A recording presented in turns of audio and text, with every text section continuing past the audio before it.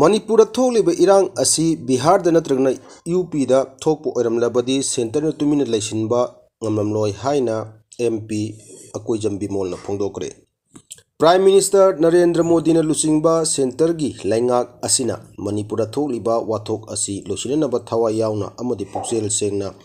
honade haina Congress ki MP Bimol na maral sirakpon loinana Karigumba Manipur thokliba hana sunabagi thodok asi Bihar da natragna Uttar Pradesh da thokpo Oiramlabadi center na thoksadana Tuminna laisinba Leiramloi nahana Prime Minister masa chatuna yengsilamgani haina maral sirakli National News Agency amaga wari sanabada MP Bimol na Manipur da lanmigi mioi lising humpu hena lairiba asina thoklibirang asi losinge hairabadi nahana losinba yarbani Bihar Uttar Pradesh Rajasthan natragna Madhya Pradesh da irang asi thokpo Oiramlabadi asukuina tha 13 hena irang makha samthaduna lehelamloi ngasidi Manipur gi phibam asi Afghanistan ga manab phibam amada lagle ain daitaba khulai paiba khutpuna masi khulingduna leiba amaga sap manaba phibam de leire haina phongdoki India lengakna yabadagi phibam asi yorol ibani India lengakna Manipur bu utangbi state amagumna lehanana ba honariba asi karigino India na maning tamba leiba ama oiralba matungda Manipur thokliba asigumba state amatada sathiba hingsa gi thodok thokiba leitri Civil war amagi matogumna aphaw makhalgi khulai paidur lanmina chathaba operation amagumna amana amagi mathakta operation chathaduna hatokna hali masida central force ina kuma yengmugumna yengli Kashmir gi matangda India lengana minungsi kaya utuna wangangli adubu akanba irang leiriba Jammu and Kashmir da Kashmir pandit kharadi irang leirabasu leina masagi mayumda halakba ngamkre Manipur di kanglup ki oiba irang asina maram oirarga mioi ayamba masagi maramda khongdapam phawba leitaba phibam amda laikre Manipur tholi wathok punam ki daida central government lawgadabani Manipur atamna irang thokna ba honare haibe khudam phangle kanagu makharna Manipur machet thugaina ba atamna honare haibe khudam sing asi leire hairaduna India lengakna Tuminna yenum leibagi maram hangningai oirakle haina Bimol na phongdoki Manipur gi apunmi saktam ngakpada lamdam asigi MLA minister singi achouba thodang lei haina khaidem manina phongdokre Manipur gi apunmi saktam ngakpada ruling amadi opposition da leiriba MLA amadi minister singi achouba thodang lei haina taragi chaichu gi chairman chu oiba advocate khaidem manina phongdokre JN Manipur Dance Academy da pangthokpa taragi chaisuna volume 3 thokna puthokpa Manipur paper sign mingthonba larik ama pongwi thoramda wapam asi mahakna phongdokpani taragi chaisuna sinna pangthokhiba larik phongwi thoram aduda larik asibu phongna bhonabda achoubu thodang lawkhiba masak naiba miyoisingda lengjan khudol tamnun ikai khumnabu utki khaidem manina hai ngasi pongliba larik asi taragi chaisugi Thomisina tasin khomjillaga Manipur thokliba amadi hawjik oiriba issue asiga mari lenana Manipur gi puwari yomham oiraga puthokpa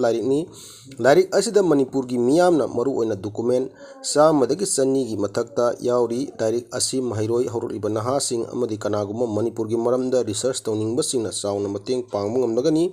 Lup asi tongan ba lamda thoidok hendong naming leiraba lamdam siga saknara miyoi sam morom henmana punsillaga semani Lup asina ahan bada maitai purupi oina semlam labasu matang tarakpada Manipur pumgi oirakadab lupni Manipur da khundariba tongan na purup kunthra manga asi maitai purmu lusinglaga purup sing asi pun nungsi janana hingminanaba haiba wakalonda yumpam oiraga semkibani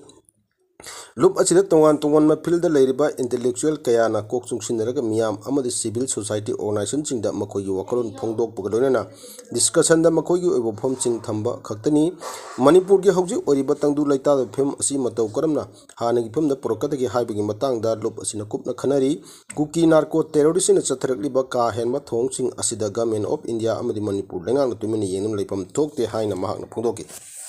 Kuki da mateng pangbagi damak maitai lipuna bablu loitongbam amadi mahakka chatmanirabasingda warning tawkre Bablu loitongbam na hanagi chief minister gi imung manung ex MLA amagi masa masu kharaga manaraga Imphal area da laiba NGO singna Kuki gi NGO kharada funding tawnaba honabada natana Kuki singda lona mateng pangbagi thabak chatare maram asina bablu loitongbam ga puna thabak tawminariba sing section bi haina maitai lipun kaksingi tengol puba jumlembam Pradip Chandrana section wa thamlali hiram asiga mari lenana ngarang Manipur press club ta pangthokpa pawinpham amada mahang hai Bablu Loitongboom hꯧꯖꯤꯛꯁꯨ ꯀꯨꯀꯤꯁꯤꯡꯒ ꯃꯥꯟꯅꯔꯒ ꯃꯩꯇꯩꯒꯤ ꯃꯥꯌꯣꯛꯇ ꯊꯕꯛ ꯇꯧꯕ ꯂꯦꯞꯇ꯭ꯔꯤ ꯃꯅꯤꯄꯨꯔꯗ ꯍꯧꯖꯤꯛ ꯊꯣꯛꯂꯤꯕ ꯏꯔꯥꯡ ꯑꯁꯤꯗ ꯃꯍꯥꯛꯅ ꯀꯨꯀꯤ ꯏꯂꯤꯒꯦꯜ ꯏꯃꯤꯒ꯭ꯔꯦꯟꯠꯁꯤꯡꯗ ꯐꯣꯡꯅ ꯃꯇꯦꯡ ꯄꯥꯡꯗꯨꯅ ꯏꯔꯥꯡ ꯑꯁꯤ ꯃꯩꯇꯩꯅ ꯀꯨꯀꯤꯗ ꯍꯥꯟꯅ ꯍꯧꯕꯅꯤ ꯍꯥꯏꯅ ꯑꯔꯥꯟꯕ ꯄ꯭ꯔꯣꯄꯥꯒꯦꯟꯗꯥ ꯀꯌꯥ ꯁꯟꯗꯣꯛꯂꯤ ꯃꯁꯤꯒꯤꯁꯨ ꯃꯊꯛꯇ ꯃꯩꯇꯩꯁꯤꯡꯅ ꯇꯝꯄꯥꯛꯇ ꯂꯩꯕ ꯆꯔꯆꯁꯤꯡ ꯃꯩ ꯊꯥꯗꯣꯛꯈꯤꯕꯅ ꯇꯝꯄꯥꯛꯇ ꯆꯔꯆ ꯑꯃꯠꯇ ꯎꯗ꯭ꯔꯦ ꯍꯥꯏꯅ ꯅꯦꯁꯅꯦꯜ ꯃꯤꯗꯤꯌꯥ ꯑꯃꯒꯤ ꯏꯟꯇꯔꯚ꯭ꯌꯨꯗ ꯐꯣꯡꯗꯣꯛꯈꯤꯕ ꯂꯩꯈ꯭ꯔꯕꯅꯤ ꯃꯍꯥꯛꯅ ꯃꯈꯥ ꯇꯥꯔꯗꯨꯅ ꯏꯔꯥꯡ ꯑꯁꯤ ꯍꯧꯔꯛꯄ ꯃꯇꯝꯗ ꯄꯤꯗꯤꯑꯦꯐ ꯋꯨꯃꯦꯟ ꯋꯤꯡꯒꯤ ꯀꯃꯥꯟꯗꯔ ꯃꯦꯔꯤ ꯃꯌꯥ ꯀꯧꯕꯤ ꯅꯨꯄꯤ ꯑꯃ ꯏꯝꯐꯥꯜ ꯃꯅꯨꯡꯗ ꯂꯩꯐꯝ ꯆꯥꯐꯝ ꯄꯤꯗꯨꯅ ꯂꯣꯠꯇꯨꯅ ꯊꯝꯕꯒꯤ ꯋꯥꯊꯣꯛ ꯑꯃꯁꯨ ꯊꯣꯛꯈ꯭ꯔꯕꯅꯤ ꯕꯕ꯭ꯂꯨ ꯂꯣꯏꯇꯣꯡꯕꯝꯒ ꯄꯨꯟꯅ ꯊꯕꯛ ꯇꯧꯃꯤꯟꯅꯔꯤꯕꯁꯤꯡꯅ ꯃꯉꯣꯟꯗꯒꯤ ꯂꯥꯞꯊꯣꯛꯅ ꯂꯩꯕꯤꯌꯨ ꯅꯠꯇ꯭ꯔꯕꯗꯤ ꯃꯤꯌꯥꯝ ꯈꯪꯅ ꯃꯤꯡꯒ ꯀꯣꯟꯅꯅ ꯃꯈꯣꯏꯅ ꯇꯧꯈꯤꯕ ꯊꯕꯛ ꯊꯧꯔꯝꯁꯤꯡ ꯈꯪꯂꯛꯂꯒꯅꯤ ꯏꯝꯐꯥꯜ ꯑꯦꯔꯤꯌꯥꯗ ꯂꯩꯕ NGO ꯈꯔꯅ ꯀꯅꯥꯒꯨꯝꯕ ꯑꯆꯧ ꯑꯁꯥꯡ ꯈꯔꯒ ꯃꯥꯟꯅꯔꯒ ꯀꯨꯀꯤꯁꯤꯡꯗ ꯐꯟꯗꯤꯡ ꯇꯧꯅꯕ ꯍꯣꯠꯅꯔꯤꯕ ꯑꯗꯨꯁꯨ ꯑꯊꯨꯕ ꯃꯇꯝꯗ ꯇꯣꯛꯄꯤꯌꯨ ꯃꯅꯤꯄꯨꯔꯤ ꯃꯩꯇꯩ ꯕꯦꯡꯒ꯭ꯂꯣꯔ ꯑꯦꯁꯣꯁꯤꯌꯦꯁꯟꯅ ꯅꯣꯡꯃ ꯅꯤꯅꯤ ꯑꯁꯤꯗ ꯄꯤꯁ ꯏꯅꯤꯁꯤꯌꯦꯇꯤꯚ ꯄ꯭ꯔꯣꯒ꯭ꯔꯥꯝ ꯑꯃ ꯁꯤꯟꯅꯕ ꯊꯧꯔꯥꯡ ꯇꯧꯔꯤꯕ ꯑꯗꯨꯁꯨ ꯂꯦꯞꯄꯤꯌꯨ ꯃꯔꯝꯗꯤ ꯄ꯭ꯔꯣꯒ꯭ꯔꯥꯝ ꯑꯗꯨ ꯕꯕ꯭ꯂꯨ ꯂꯣꯏꯇꯣꯡꯕꯝꯅ ꯃꯔꯨ ꯑꯣꯏꯕ ꯊꯧꯗꯥꯡ ꯂꯧꯔꯒ ꯀꯨꯀꯤꯁꯤꯡꯗ ꯈꯨꯗꯣꯡꯆꯥꯕ ꯄꯤꯅꯕ ꯁꯤꯟꯕ ꯄ꯭ꯔꯣꯒ꯭ꯔꯥꯝ ꯑꯃꯅꯤ ꯕꯕ꯭ꯂꯨ ꯂꯣꯏꯇꯣꯡꯕꯝ ꯑꯁꯤ ꯃꯃꯥꯡꯗꯁꯨ ꯀꯨꯀꯤꯁꯤꯡꯒ ꯄꯨꯜꯂꯒ ꯃꯩꯇꯩꯒꯤ ꯃꯥꯌꯣꯛꯇ ꯊꯕꯛ ꯊꯧꯔꯝ ꯀꯌꯥ ꯇꯧꯔꯝꯕꯒꯤꯗꯃꯛ ꯄꯕ꯭ꯂꯤꯛ ꯗꯣꯃꯦꯟꯗ ꯊꯣꯛꯂꯛꯇꯅꯕ ꯈꯪꯍꯟꯈꯤꯕ ꯂꯩꯈ꯭ꯔꯕꯅꯤ